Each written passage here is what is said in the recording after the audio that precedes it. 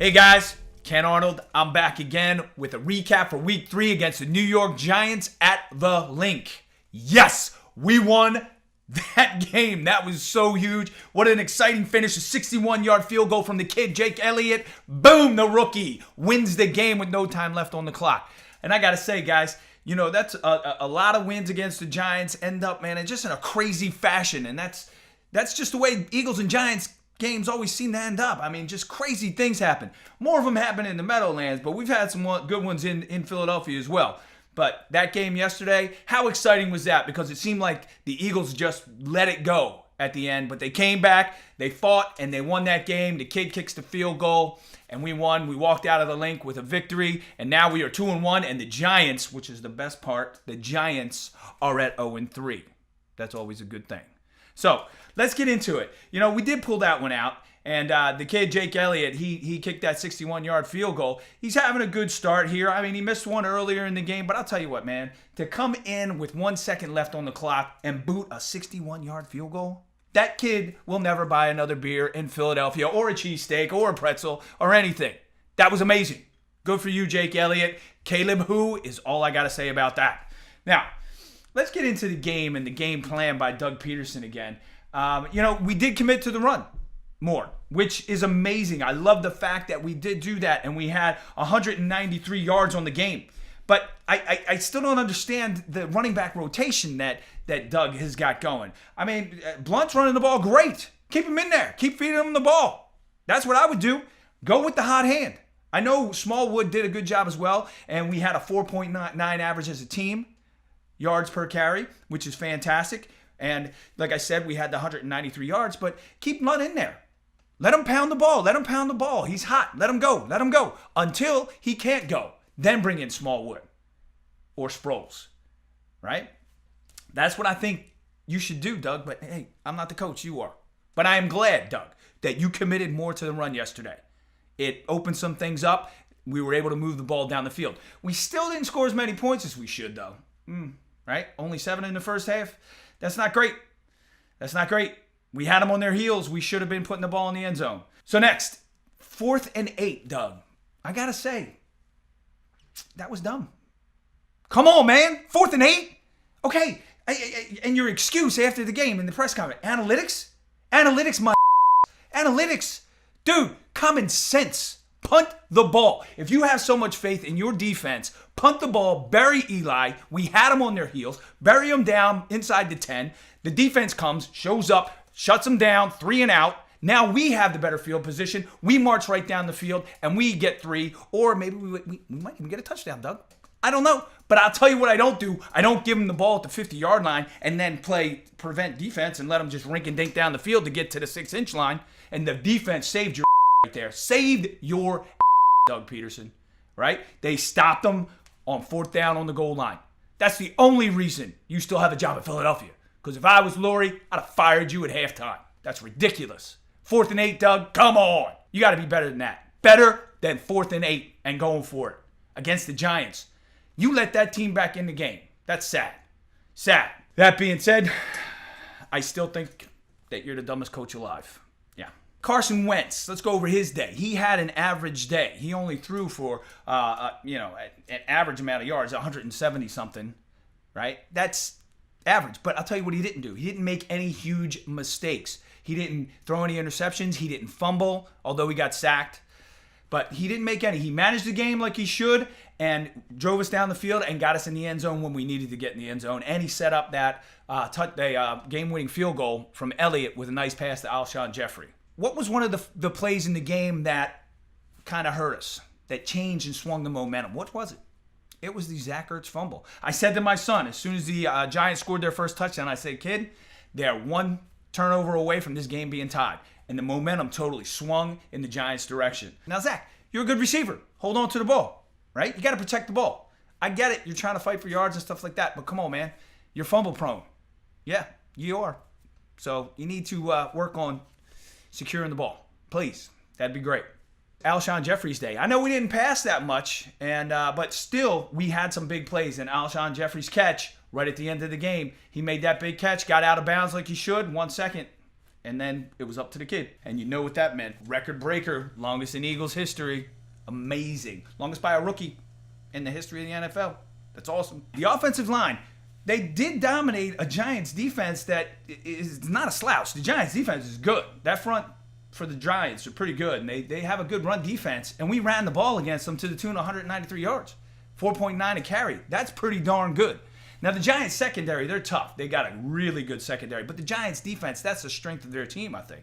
And we just marched right down the field, 193 yards. Yeah, we needed to put the ball in the end zone a little bit more, but we did a good job. We did a good job on the O-line yesterday. And last week, everybody in Philadelphia was crying, we can't run the ball. We can't do it. Oh, yes, we can. And Wisniewski, he needs to be the starting guard. Needs to be. He was kicking butt when he was in there yesterday. Warmack was in there, boom, right by him, sacked Wentz. Wisniewski comes in the second half, boom, we're moving down the field. That's what we need, and that's why he should be the starting left guard. The D, in the first half, yeah, you had that great stop right on the goal line at the end of the half, but I'm going to tell you, you guys played way too soft on those receivers. Eli Manning will pick you apart if you play soft like that, and that's exactly what he did in the second half. He threw for 366 yards, right? You can't let Eli Manning do that. You got to play tough on those receivers. Let them go downfield. Let them. But you can't keep giving them that short stuff because eventually they'll break one like Shepard did. He gets that short 12-yard pass and boom, he's gone.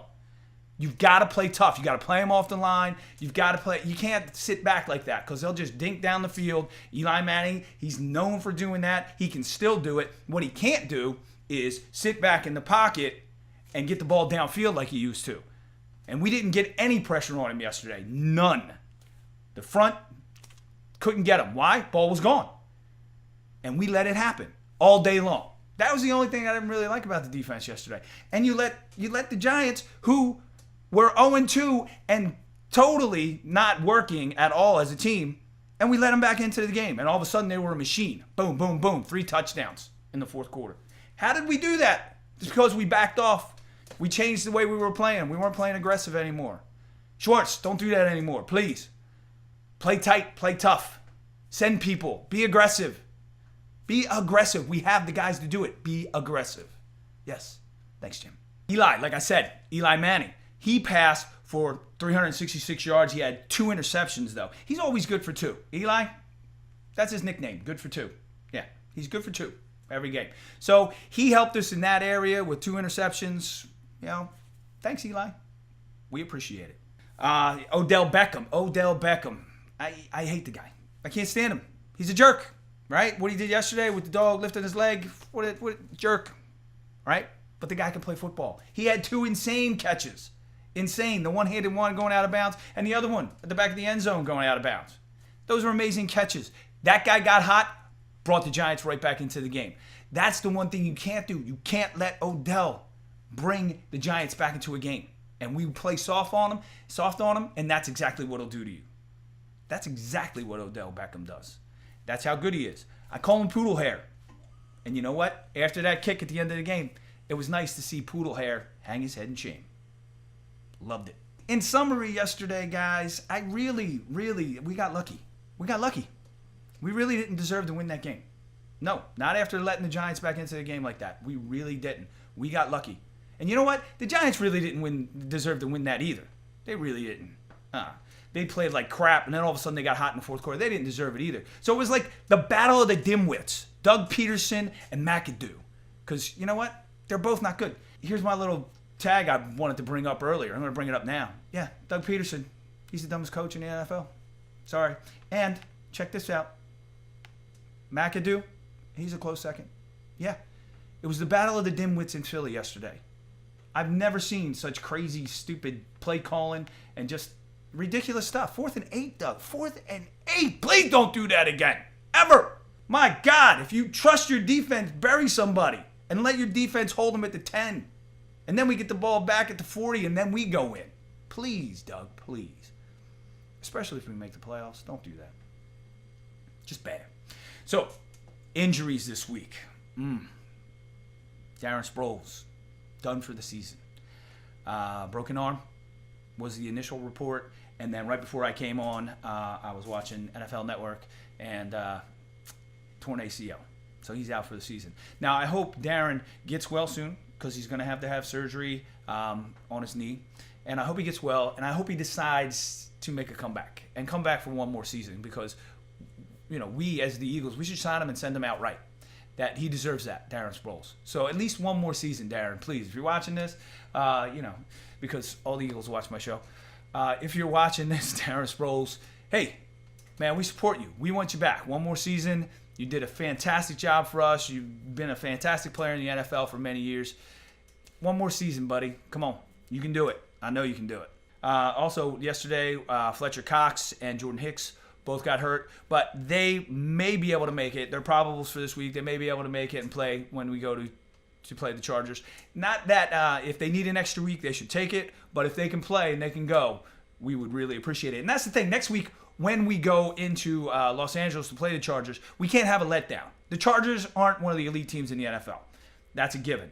But Rivers, he's still a good quarterback, and if you give him an opportunity and the Chargers get some momentum at home, they will beat you.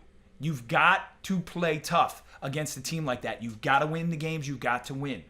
You can't just go in like the Raiders last night in D.C. They thought they were just going to walk in there and run right over the Redskins.